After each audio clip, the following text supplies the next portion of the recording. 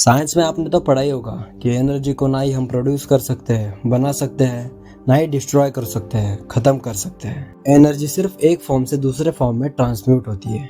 इस बात को ध्यान रखना क्योंकि वीडियो इसके ही अराउंड घूमने वाली है। आपको वीडियो के लास्ट तक सब समझ आ जाएगा। अब बहुत सारे लोग इस एटीट्यूड में वीडियो छोड़ देंगे कि मुझे तो ये बात पता है। देखो, एक होता है कि मुझे ये बात पता है और एक होता है कि मुझे ये चीज पता है और मैंने इस चीज को अपनी लाइफ में अप्लाई करके अपनी लाइफ चेंज भी की है। तो अगर आपको सिर्फ पता करना है तो पता करते रहो, कोई दिक्कत नहीं है। ये वीडियो उनके लिए है जो अपनी लाइफ को चेंज करने में बिलीव रखता है, ना कि सिर्फ पता करने में। तो आ जाओ जानते हैं कि 4 स्टेप्स में अपनी लाइफ चेंज कैसे करें। Number 1, flaws of stimulation. जब आप स्टिमुलेट करते हो तो उसके 2-3 दिन बाद भी आपका कुछ करने का मन नहीं करता। आपको वो एनर्जी फील नहीं होती जो पहले हो रही थी। कुछ नया और क्रिएटिव सोच नहीं पाते। अब इसके पीछे रीजन क्या है? क्योंकि जब आप मास्टरबेट करते हो तब आपका मूलाधार चक्र पूरी तरह से हिल जाता है। बॉडी में 7 चक्रास होते हैं, आपको पता ही होगा। उसमें से सबसे नीचे मूलाधार चक्र होता है। मूलाधार चक्र रिस्पॉन्सिबल होता है क्रिएटिव थिंकिंग के लिए, कुछ क्रिएट करने के लिए। और आप बार बार मास्टरबेट करके उसकी धज्जियां उड़ा देते हो। थिंक एंड ग्रो रिच के ऑथर को 20 साल लग गए रिच लोगों के सीक्रेट जानने के लिए, महान लोगों के सीक्रेट जानने के लिए कि वो इतना क्रिएटिव और सक्सेसफुल क्यों है। तब उन्हें पता चला कि वो अपनी सेक्सुअल एनर्जी ट्रांसम्यूट कर देते हैं अपने काम में।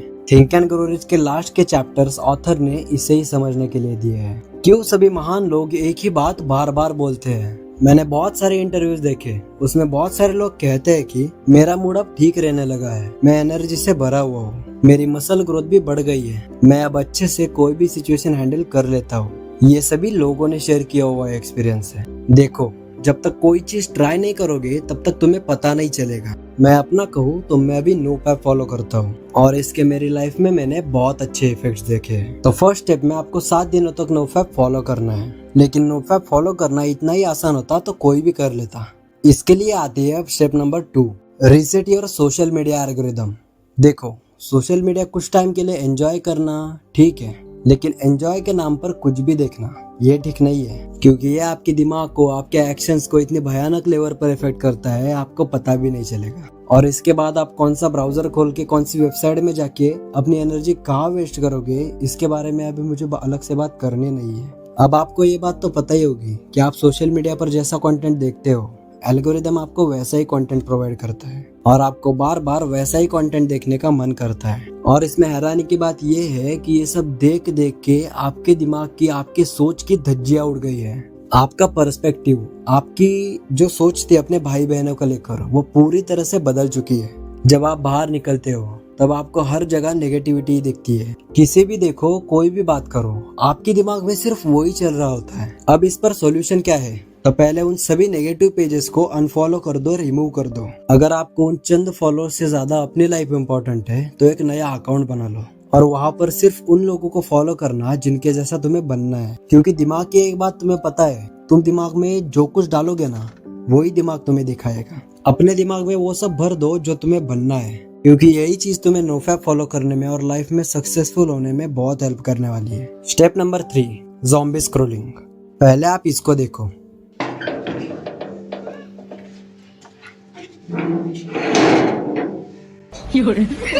क्या है ये? मेरा दोस्त यही सब मेरे पास बैठकर देख रहा था, जिसका कुछ मीनिंग भी नहीं बनता। आपको पता होगा कि आपके ब्रेन में स्टोरेज कैपेसिटी होती है। इसका मतलब ये नहीं है कि इसमें कुछ भी डालते जाओ। लोग आजकल बिना सोचे समझे कुछ भी देखते रहते हैं, स्क्रॉल करते रहते हैं। इससे होता यह है कि आपका अटेंशन स्पैन कम हो रहा है। स्टडीज से ये बात पता चली है कि पहले लोगों का अटेंशन स्पैन 60 सेकेंड्स था और अब घटकर सिर्फ 8 सेकेंड हो गया है। अब आप ही एक बार सोचो कि आप ढंग से एक रील भी नहीं देखते, सिर्फ स्क्रॉल करते रहते हैं। आपको अभी लग रहा होगा कि यार ये वीडियो कब खत्म होगी। आप में से कुछ लोग तो वीडियो स्किप भी कर चुके होंगे, लेकिन इससे रियल टाइम में आपके फोकस पर इफेक्ट पड़ रहा है। और किसी भी काम को अच्छे से करने के लिए सबसे इम्पोर्टेंट तो फोकस ही है। इसका मतलब तो यही हुआ ना कि आप कोई काम नहीं कर सकते। प्रॉब्लम जितना छोटा लग रहा है वो उतना छोटा है नहीं। चलो ठीक है, मान लेते हैं कि प्रॉब्लम बहुत बड़ा है, तो इस प्रॉब्लम पर कोई ना कोई सोल्यूशन तो होगा ही ना। तो हाँ, इसके लिए आगे की एक स्टेप बहुत इंपॉर्टेंट है। स्टेप नंबर 4,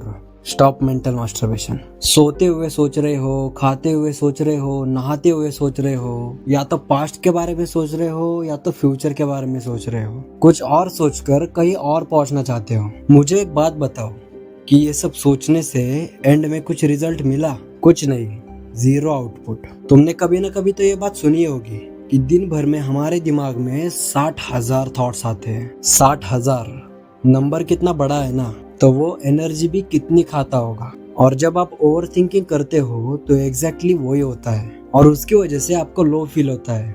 ऐसा लगता है कि आपने बहुत काम किए हैं, क्योंकि थॉट्स के थ्रू कहीं ना कहीं आपकी एनर्जी लीक हो रही होती है। एक होता है जानबूझकर सोचना, जो मैं अपनी स्क्रिप्ट लिखने के लिए करता हूँ, और एक होता है कि दिमाग जहाँ घुमा रहा है वहाँ आप घूम रहे हो, लेकिन इसका एंड रिजल्ट कुछ नहीं आने वाला। अब इस पर दो सॉल्यूशंस हैं। सॉल्यूशन नंबर 1, आपको ये मानना होगा कि पास्ट या फ्यूचर में कुछ नहीं रखा, जो भी है आज ही में है। आपको ये सच किसी भी तरह से आपके दिमाग में बैठाना होगा कि लाइफ अभी में है। आज आप जो कुछ करोगे वही आपका फ्यूचर बनेगा। ये बात रियलाइज करना ही आपकी लाइफ चेंज कर देगा। और नंबर 2, ओवर थिंकिंग को एक्शंस में बदल दो। जब ऐसा फील हो रहा हो कि आप ओवर थिंक कर रहे हो, उसी टाइम कुछ न कुछ काम करना स्टार्ट कर दो, या फिर आपके दिमाग में आ रहे थॉट्स को पेपर पर उतारना स्टार्ट कर दो। एक पर्सनल डायरी बना लो उन थॉट्स के लिए। मुझे भी जब कभी लगता है कि मैं ओवर थिंकिंग करता हूँ, तब मैं अपनी डायरी में वो सब लिख लेता हूँ, जिससे मेरा दिमाग हल्का हो जाता है। और यही तरीके हैं अपने ओवर थिंकिंग को कंट्रोल करने के। आपको कुछ भी करके प्रेजेंट में रहना है, क्योंकि आजकल सबसे बड़ा टास्क यही है कि माइंड को प्रेजेंट में रखना। भगवान श्री कृष्ण भी भगवद गीता में कहते हैं कि मन जिसके कंट्रोल में आ जाए वो दुनिया में कोई भी चीज अचीव कर सकता है। मैंने तो 7 दिन बहुत कम कहा है, धीरे धीरे 10, 20, 30 ऐसे करते करते दिन बढ़ाते जाओ, क्योंकि अगर दुनिया जीतनी है तो दुनिया से अलग ही रहना होगा। और चैलेंज एक्सेप्ट किया है तो मुझे कमेंट में ये जरूर लिखना। तो मैं हर्षद आपकी हेल्प के लिए हमेशा रहूंगा सोलफ्लुएंस कम्युनिटी के साथ।